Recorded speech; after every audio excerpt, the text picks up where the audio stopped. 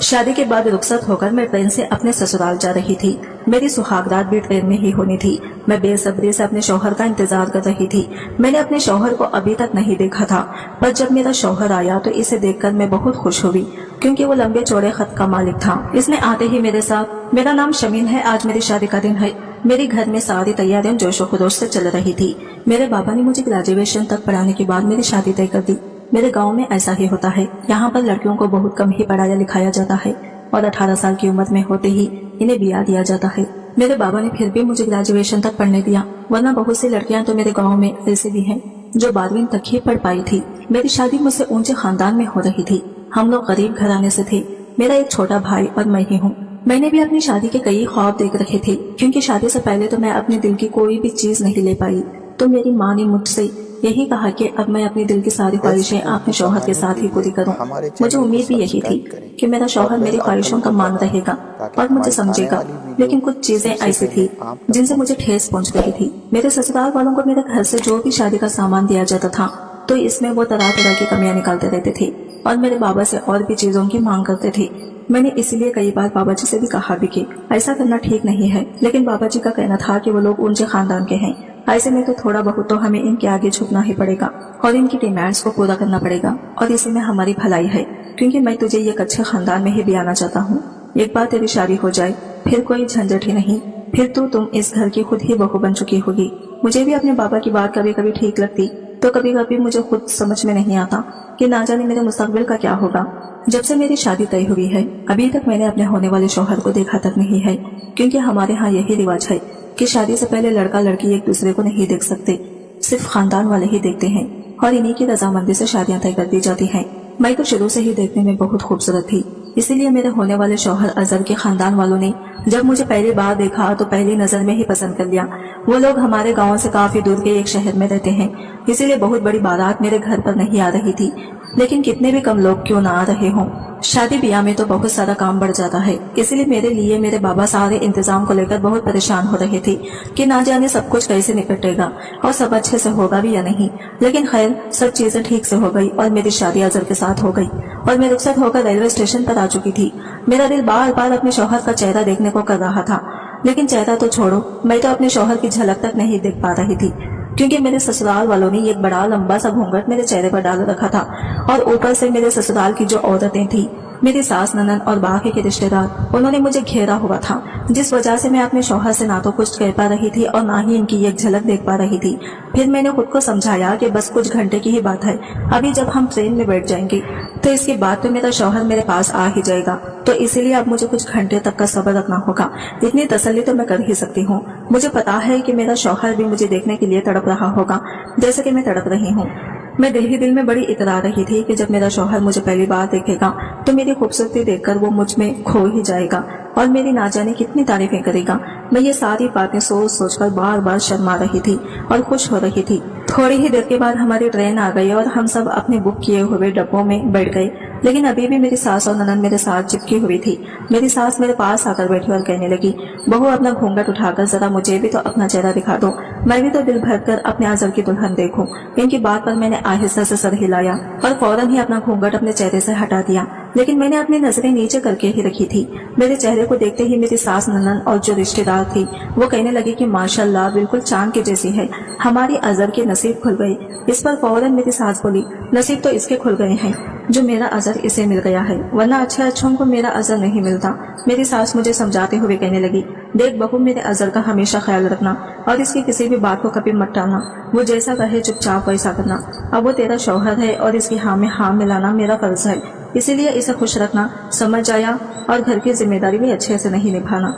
ज्यादा नखरे दिखाने की कोई जरूरत नहीं है, क्योंकि हमारे यहाँ लड़कियों की नई नई चुचलेबाजियां कोई नहीं दिखा करता, इसलिए तू भी ये उम्मीद ना करना कि तू अजहर के साथ नखरेबाजी कर पाएगी।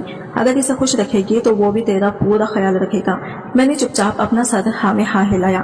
थोड़ी देर में मेरे ससुर भी डिब्बे में आ गई और मेरी सास से कहने लगे कि चलो अच्छा हुआ जो सब कुछ अच्छे से निपट गया। मेरी सास कहने लगी, हाँ अच्छा तो हुआ है, इंतजाम भी इसके बाप ने ठीक ठाक ही किया था, लेकिन ये जो डिब्बा बुक किया है ये कुछ सुनता नहीं लग रहा है। अगर थोड़ा और अच्छा डिब्बा बुक कर देते तो ना जाने क्या चला जाता। इस बात पर मेरे ससुर कहने लगे कि अरे अब रहने भी दो, अब तुम ये क्या बातें लेकर बैठ गई हो। तुम मेरी सास कहने लगी कि अरे जो बात है वो कही तो जाएगी ही, आखिर हम लोग बहुत ऊंचे खानदान के हैं, तो हमारी किसी भी चीज में कोई कमी नहीं होनी चाहिए। अभी तो कपड़े वगैरह भी देखना बाकी है। अगर मुझे जरा भी किसी चीज में कोई कमी लगी तो मैं इसके बाप को बुलाकर तो सारी भरपाई करवा लूंगी। मेरी सास की यह बात सुनकर मेरे ससुर चुपचाप अपना सर हाँ में हाँ हिलाकर डिब्बे से बाहर चले गई। फिर वो अपनी बेटी यानी मेरी ननन को देखकर कहने लगी, चलो अब जो भी है, अब ये लड़की हमारे घर की बहू है, जैसे भी है हमें इसे अपनाना ही पड़ेगा। आखिर क्या भी किया जा सकता है, जो जितना मिला है इतने में ही हमें सुनते रहना होगा। मुझे अपनी सास की ये सारी बातें बहुत ही बुरी लग रही थी, लेकिन मैं इनसे कुछ भी नहीं कह सकती थी। सबर का घूंघट पीकर मैं चुपचाप रह गई। इसके बाद मेरी सास मुझसे कहने लगी, मेरे पैर बहुत दुख रहे हैं, ले चल अब मेरी थोड़ी देर पैर दबा, आखिर मैं भी अब अपनी बहू के होने का कुछ फायदा तो उठा लूं। मेरी सास ने फौरन ही अपने पैर मेरी गोद में रख दिए। मैं भी चुपचाप इनके दोनों पैरों को दबाने लगी और वो बड़े आराम से अपना सर टिकाकर आंख बंद करके चुपके लेने लगी। मैं दिल ही दिल में सोचने लगी कि कहाँ मैं अपने शौहर से मिलने के ख्वाब देख रही थी और कहाँ ये लोग मेरा भेजा ही नहीं छोड़ रहे हैं। अब तो काफी रात भी हो गई है, लेकिन फिर भी ये लोग मेरे डिब्बे से बाहर जाने का नाम तक नहीं ले रहे हैं। लेकिन फिर मैंने सोचा कि अब मुझे इस सब की आदत डालनी होगी, क्योंकि मैं इसी खानदान में भी आकर जा रही हूँ, तो ये सब तो लगा ही रहेगा। खैर थोड़ी देर के बाद सास ने कहा, चल अब बस बहुत काफी हो चुकी थी। मैंने आहिस्ता से अपना घूंघट को हटाकर साइड में रखा और अपने बालों को खोल दिया और खिड़की के पास बैठ गई। बाहर की ठंडी हवा और खूबसूरत नजारे से मुझे अंदर ही अंदर सुकून सा पहुंचा रहा था। ट्रेन अपनी रफ्तार से दौड़ते ही चली जा रही थी और बाहर देखती हुई हरियाली जो कि चांदनी रात में किसी जन्नत जैसी लग रही थी, मेरी आंखों को बहुत ठंडक पहुंचा रही थी। मैं कुछ देर चुपचाप बाहर का नजारा देखकर आहिस्ता आहिस्ता गुनगुनाती रही। फिर मेरे दिल में ख्याल आया कि काफी देर हो गई, लेकिन मेरे शौहर अभी तक मेरे पास क्यों नहीं आए। अभी मैं ये सब सोच ही रही थी कि तभी मुझे डिब्बे के दरवाजे पर किसी की आहट सुनाई दी। मैं समझ गई कि मेरे शौहर आ रहे हैं। मैं फौरन ही सीधी होकर बैठ गई और अपने दुपट्टे को आहिस्ता से ओढ़ लिया। मेरे शौहर अंदर आ चुके थे। उन्होंने अपना मेहरा उतार कर एक तरफ साइड में रखा। मुझे लगा कि अब वो मुझे कुछ न कुछ तो कहेंगे। अब मैं पहली बार अपने शौहर की आवाज सुनूंगी। मैंने अपना सर नीचे कर लिया। उन्होंने अपनी शेरवानी उतारकर एक साइड सामने वाली सीट पर रख दी और वो मेरे पास आकर चुपचाप बैठ गए। इसके बाद उन्होंने आहिस्ता से मेरी गर्दन पर हाथ रखा और मेरे बालों को एक तरफ किया। इनके इस तरह से करने से मेरे पूरे जिस्म में हरनी सी दौड़ गई थी। ऐसा लगा कि जैसे मुझे करंट का झटका लगा हो। मेरी आंखें शर्म से बंद हो गई। मैं सोचने लगी कि ये क्या, उन्होंने तो आते ही सब कुछ करना शुरू कर दिया।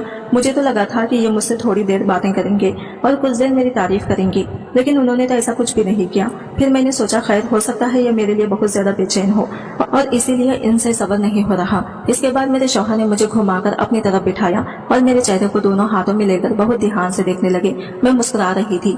मैंने भी आहिस्ता से अपनी नजरें उठाई और एक नजर अपने शौहर की तरफ देखा। जब मैंने अपने शौहर को देखा तो मैं बहुत ही खुश हो गई, क्योंकि मेरे शौहर देखने में बहुत ही हैंडसम थे। जैसा शौहर मैं चाहती थी बिल्कुल वैसा ही मिला था। ये देखकर मैं निहाल हो गई थी कि कम से कम खुदा ने मुझे मेरे अमन चाहा जीवन साथी दिया है। वो न सिर्फ शक्ल से अच्छे थे, बल्कि इनका खतकाट भी बहुत लंबा चौड़ा और मजबूत था। इनकी भरी हुई बाहें, मजबूत हाथ मुझे अंदर ही अंदर बेचैन से कर रहे थे।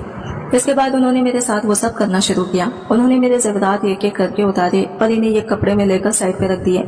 इस एहसास को मैं लफ्जों में बयान नहीं कर सकती। और मेरा शौहर जिस तरह से मुझे टूट कर चाह रहा था, इससे भी मैं बहुत ज्यादा खुश थी, क्योंकि वो मेरी सहूलत का भी पूरा ध्यान रख रहा था। मैं बहुत ज्यादा खुश थी। मैं भी अपने शौहर का पूरा साथ दे रही थी। इधर ट्रेन की रफ्तार तेज थी। इसके बाद ना जाने कब मिलन की थकान से हम इस कदर चूर हुए कि कब मेरी आंख लग गई, मुझे पता ही नहीं चला। सुबह के करीब ही मुझे अपने डिब्बे के बाहर कुछ हल्का सा शोर सुनाई दिया, जिसे सुनकर मैं फौरन ही उठकर बैठी तो मैंने देखा कि मेरे शौहर डिब्बे में नहीं थे। मैं समझ गई कि वो फ्रेश होने के लिए चले गए होंगे। मैंने फौरन ही अपने कपड़े बदले और खुद को दुपट्टे से ढककर मैं जैसे ही बैठी, वैसे ही मेरी सास और ननन और ससुर दनाते हुए मेरे डिब्बे में आ गए। वो ना जाने किस बात से बुरी तरह से परेशान थे। पहले तो मुझे कुछ भी समझ नहीं आया। मैंने फौरन इन सबसे सलाम किया। फिर मेरी सास कहने लगी कि तेरे ज़ेवरात सही सलामत तो हैं। इनकी यह बात एकदम से सुनकर मैं भी हैरान से रह गई, क्योंकि इस वक्त तो मेरे जिस्म पर एक भी ज़ेवरात नहीं था सिवाय एक लॉकेट के, क्योंकि मेरे शौहर ने रात के वक्त मेरे सारे ज़ेवरात उतार दिए थे। मेरी सास ने फौरन ही मुझे टटोलना शुरू कर दिया।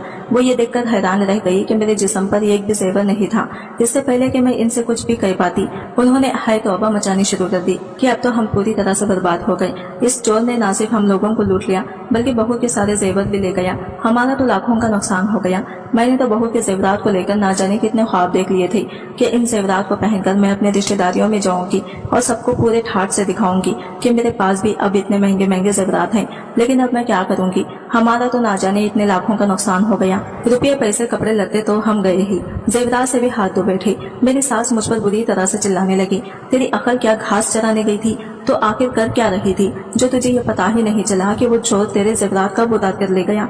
मैं इनसे कहना चाहती थी कि मेरे साथ ऐसा कुछ भी नहीं हुआ है, लेकिन मेरी सास तो मेरी कोई बात सुनने को तैयार ही नहीं थी।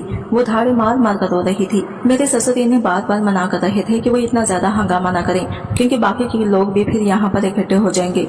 पर मेरी सास तो कुछ भी सुनने को तैयार ही नहीं थी। मेरी सास कहने लगी कि मुझे तो लगा कि इस बहू के कदम हमारे घर के लिए अच्छे हैं, लेकिन ये तो नहुसत निकली। अब तो ये मेरे घर पहुंची भी नहीं है कि हमारा लाखों का नुकसान हो गया। अगर मुझे पहले ही पता होता कि इसके कदम हमारे लिए अच्छे नहीं हैं, तो मैं कभी भी अपने अजर के लिए इसे ब्याह कर नहीं लाती। फिर वो मुझसे यह गुस्से में चिल्लाकर बोली कि तुझे तो मैं छोड़ूंगी नहीं, तेरी इस नादानी की वजह से मेरा ना जाने कितने का नुकसान हो गया। अब तो देख मैं तुझे अजर से कहकर कैसा जलील करवाऊंगी। इनकी यह बात सुनकर मैं बुरी तरह से घबरा गई। मैं सोचने लगी कि मेरा शौहर मेरी सास की बातों में आकर अब मेरे साथ बुरा बर्ताव करेगा। अभी तो इसके साथ गुजारे हुए मीठे पलों की याद मेरे दिल से उतरी भी नहीं थी कि अब मुझे इसके गुस्से का सामना भी करना पड़ेगा।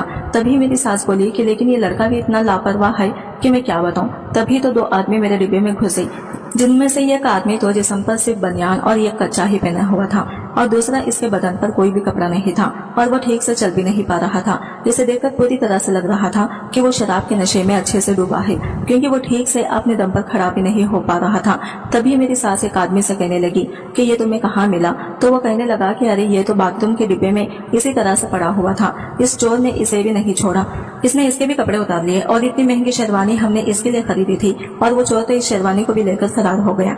मैं भी ये सुन ही रही थी कि तभी ही मेरी सास इस आदमी से कहने लगी, देख अजर तेरी लगाई ने कितनी बड़ी लापरवाही कर दी है, इसने अपने सारे जेवरात इस चोर के हवाले कर दिए। अरे जब वो चोर इसके जेवरात चुरा कर ले जा रहा था तो इसे शोर तो मचाना चाहिए था, लेकिन ये तो ना जाने कौन सा नशा करके सोई थी कि इसे कुछ भी पता नहीं चला।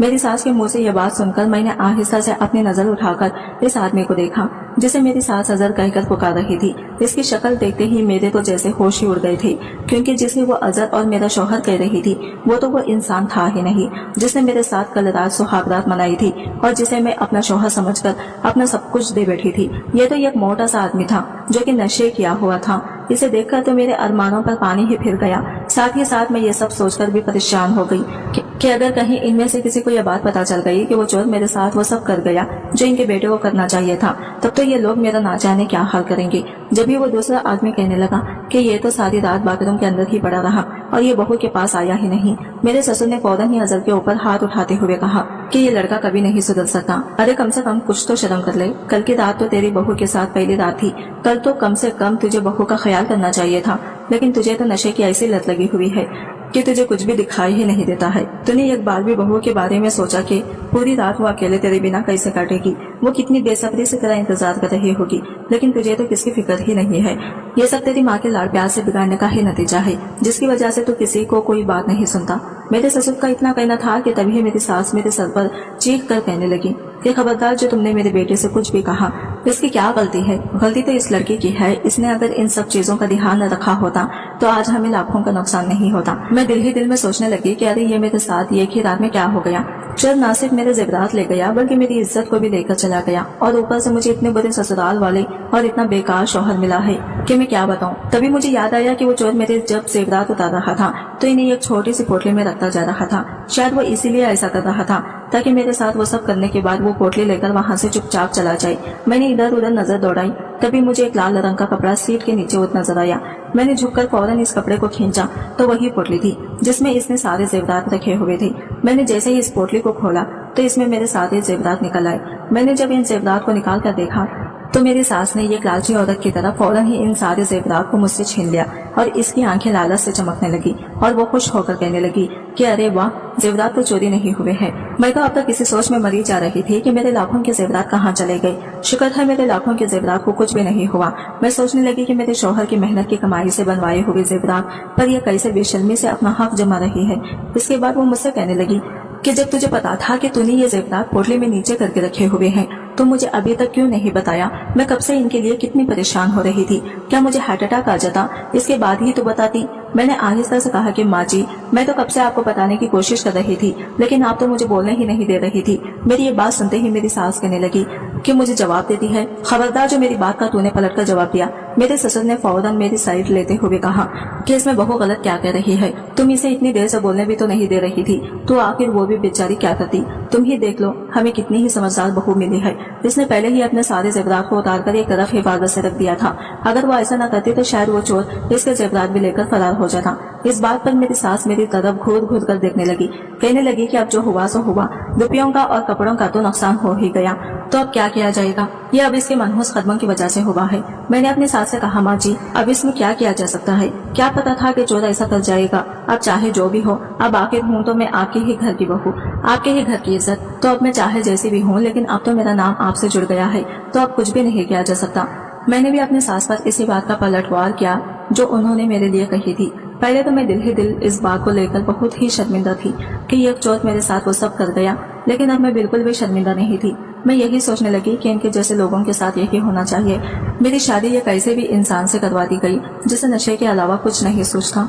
कम से कम मुझे एक बात ही सही, लेकिन असली मत का सुख तो मिला, और इस सुख को मैं ये जिंदगी भर अपने अंदर महसूस करके दे सकती हूँ।